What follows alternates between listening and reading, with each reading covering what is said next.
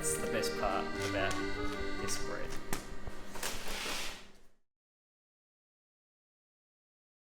So to get better flavour in our bread, what we can do is add a pre-ferment. So this pre-ferment that I'm making for you today is what we call a poolish. I've got 0.1% yeast because I'm proving it for 18 hours. And then I add equal quantities of water to flour. So this is 500 mils of liquid. And because this is a wet dough, we can then just mix by hand. So just mix it until all the lumps have been incorporated. So now this sits for 18 hours at 18 degrees. Tomorrow, when we come to make our bread, this gets incorporated with the rest of our flour, the rest of our salt, and the rest of our water. And then we can go through the process of making our dough. So we've got dried yeast, active malt, salt, and baker's flour.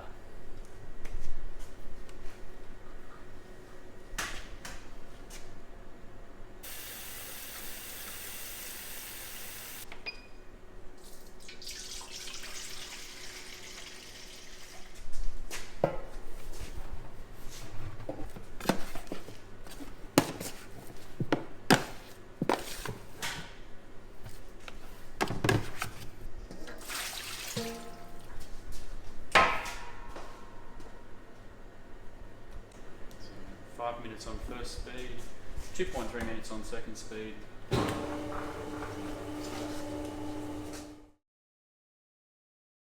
Alright, what we need to do now is a window test. So what we're doing is we're assessing the gluten structure within the dough.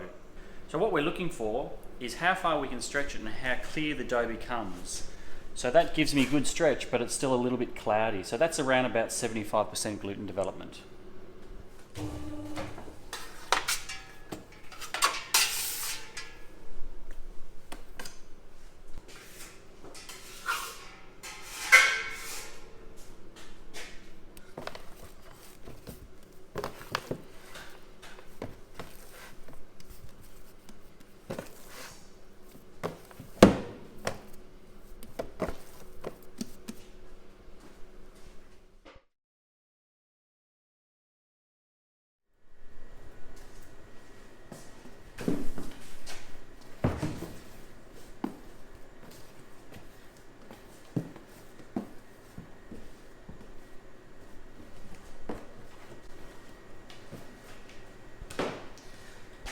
So a lift and a fold. A lift and the fold is done for three purposes. It redistributes the heat within the dough, it puts this yeast back in contact with its food source, and it layers the gluten, so we build the gluten structure within the dough.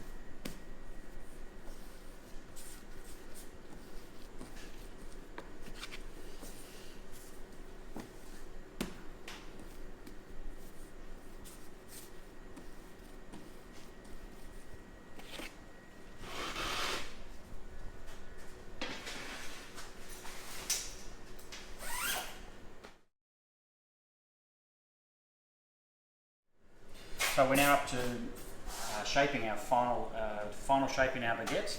So what we do is we get our dough, place it on the bench, give it a light pat down, getting our top edge and folding it down and sealing it 3/4 of the way down the dough. Then pick up the dough, spin it around, and then do the same action, but this time we're going to bring it all the way down and seal it on the bench.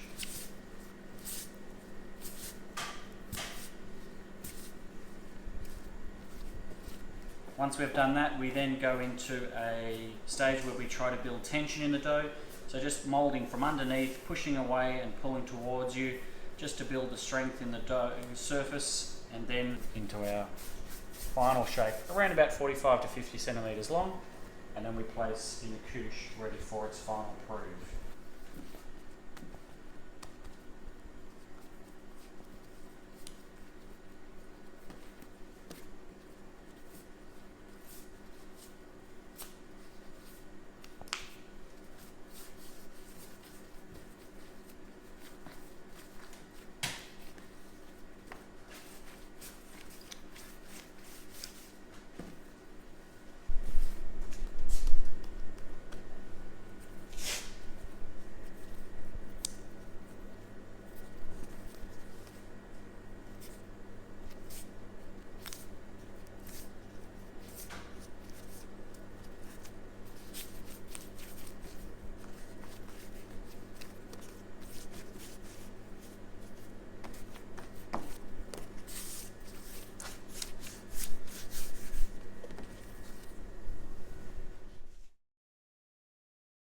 Well, what you do, so most people will do this.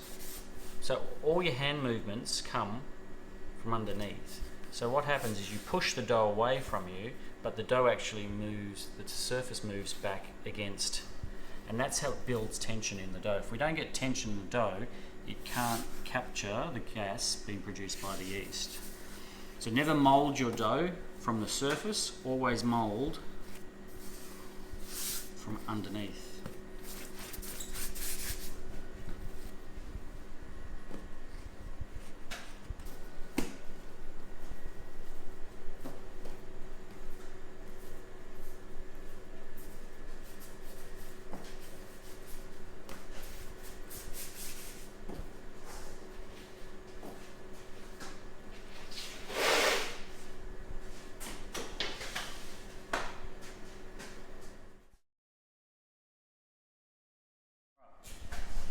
So once the dough has had its final proof, we need to check to make sure it's ready to go in the oven, and we do that by doing the press test. So when our fingerprint only bounces back halfway and still leaves a small impression, it's ready to go in. If I press it and there's no movement and it stays compressed, it's overproofed. If it bounces all the way back, it needs a little bit more time and it's slightly underproofed. We're going to bake these on the sole of the oven, or the floor of the oven, so I need to take it from my couche onto my wooden boards, getting them ready to score. Make sure you leave yourself plenty of space in between your baguettes for allow for expansion, but also allows the crust to colour up. So when scoring, make sure that the cuts stay in the middle of the baguette. Your blade is on around about a 30-degree angle, and you then go down and you slash, generally 5 to 7 slashes per baguette. The scoring of the dough gives us our final shape, but it also tells the dough where to crack. If we don't, the dough tends to crack wherever it wants to.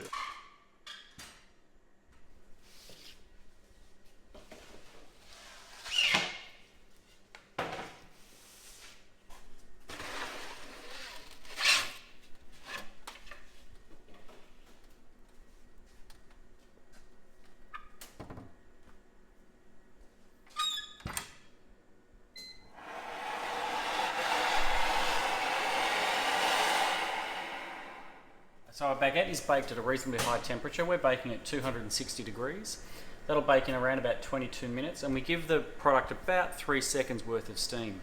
That steam allows the baguette to expand with that before setting its crust, and gives us those beautiful ears, hopefully, that we'll create by doing that undercut in the score. So as we watch They should expand, which is called oven kick, and then we should get some beautiful colours being created on the crust.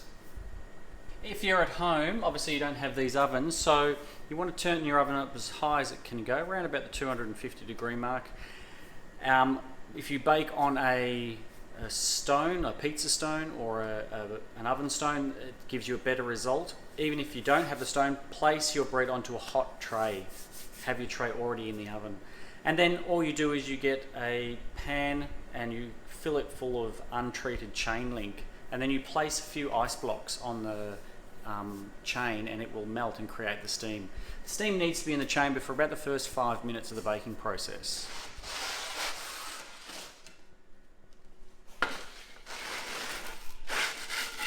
So internally our bread needs to be over 93 degrees. At 93 degrees all enzyme activity is ceased, all yeast is dead, and all starch has been fully gelatinized. At this point it's a fully baked loaf of bread. If we have a look at the crust colour, we've got the 3 colours that we were looking for. We've got the yellow, the golden brown and the burnish. This all gives us better flavour in our bread.